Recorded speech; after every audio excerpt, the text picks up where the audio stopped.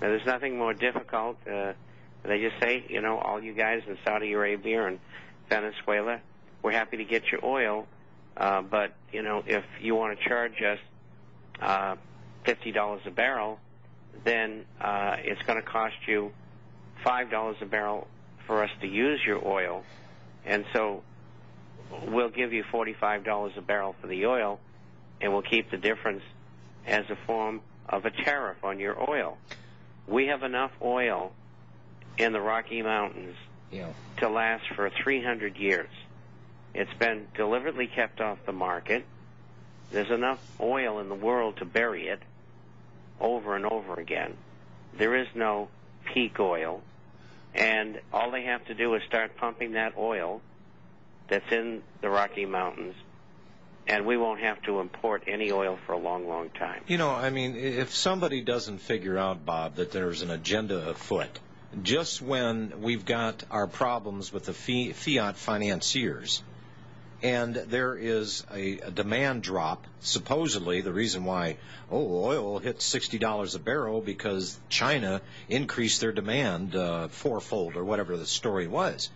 But I keep looking at this. We need right now energy sources the cheapest as possible in these economic times that have been artificially created for us. But no. The great thinkers of the world, like the Obama nation, see this as a perfect opportunity. He admitted himself it's going to be real rough to do this, but it must be done, that we've got to go green, that we've got to invest. Here we go again with windmills and, you know, other forms of energy. You know, any sane man would look at this and go, wait a minute, I want the cheapest and I want the mostest and I want it now because we're in dire straits. Don't shove some new yellow brick road prophecy at me that somehow we're going to come out of this meaner and cleaner and greener. No, give me what works now.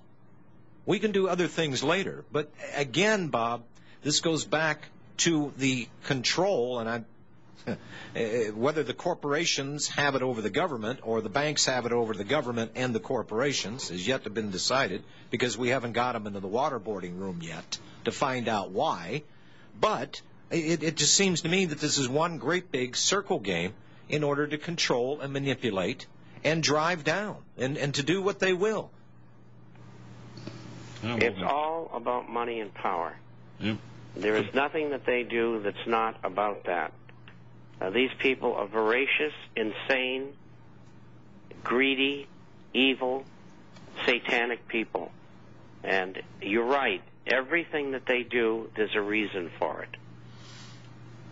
You put one nuclear power station in every state, you've solved your energy crisis. But it's politically incorrect. Never happened. Or the cleaner coal-burning power plants. Of course, we've got the low-sulfur coal locked up now. You know, in the Rocky Mountain, we can't touch that. Grand Escalante staircase. Yeah. Clinton made it a national monument. Yeah. Has the largest deposit of clean coal on the planet. And we're sitting on we've got oil, we've got coal, we've got, I mean, the coal scrubbing technology that they were putting on the smokestacks of power plants was pretty doggone good, and it was improving. But all of a sudden, all this stuff has disappeared from the radar site, and we've got to go solar panels, we've got to go windmills, we've got to do this, we've got to do that.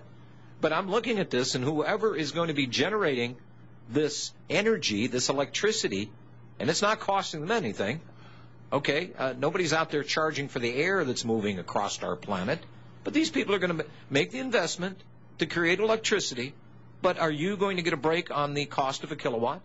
Because they're producing it out of nothing, except for the initial investment for the windmills, the power generators, and the grid, which has to be updated. We all know that. But, you know, here again, we're not going to get the benefit of this. We're going to get stuck in the rear for it. You're right, Bob. I'm tired about the power and the control and the greed and the quest. I'm sick of all of it.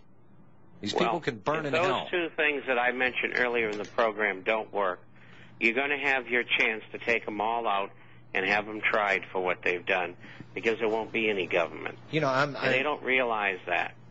You know, I'm all for enhanced interrogation against these people. Personally, I like kneecapping. It brings results faster. I make it much simpler. Well, how's that? Just eliminate them and their families. Bill in Kansas. Hello, Bill. Thanks for taking my call. Yes, sir. It's great talking to you guys. Listen to you every day, John, and I appreciate everything you and all the hosts at RBN do to get the word out to the masses.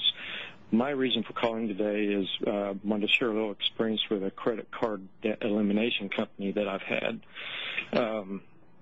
They were once an advertiser on RBN, haven't been for quite some time. But the results have not exactly been what we were led to believe in the beginning of the process. And so far we've been sued and drug into court twice by two different companies, and it's not a very pleasant experience.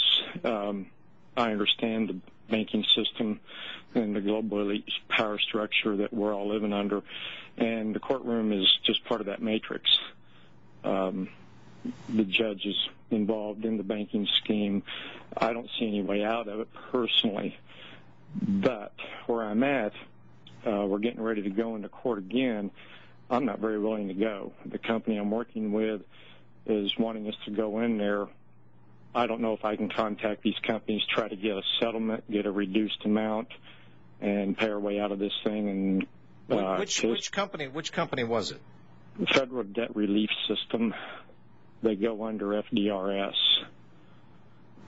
Okay. They're based out in Hollywood. And they're really knowledgeable about the elite system. I've talked to them quite a bit. I've been enrolled with them for 21 months. The pretense was that in 18 months your credit card debt would be eliminated. The chances of going to court were very slim or being sued by the companies. And we turned over 3 credit cards to them. We had about $11,000 debt total. You had to have 10 going in. And so far, the third one hasn't dragged us into court yet. We went through one whole deal with one card for just the amount of like $1,200, and we had a summary judgment ruled against us. But what I told these guys, you're taking an average Joe citizen like myself. I'm a machinist, and I appreciated the comments made by the fellow talking about manufacturing a while ago. I hope he's right. But when you go into the courtroom, you take people like us into an alien environment. It's not what we're accustomed to. That is a problem. And they did not send a representative? They do not send representatives. They send documents, paperwork. We did everything that they told us to do with those documents. We signed them, notarized them, mailed them to the plaintiff's attorney. We had a terrible time getting anything filed with the district court clerk's office. They wouldn't accept the paperwork for a variety of reasons, generally because the certificate of service was not in proper order. Was this James Martinez's deal? No. No? I am familiar. I know who you're talking about because I remember when that was going on with you and him. All right, we got a break. We'll be right back.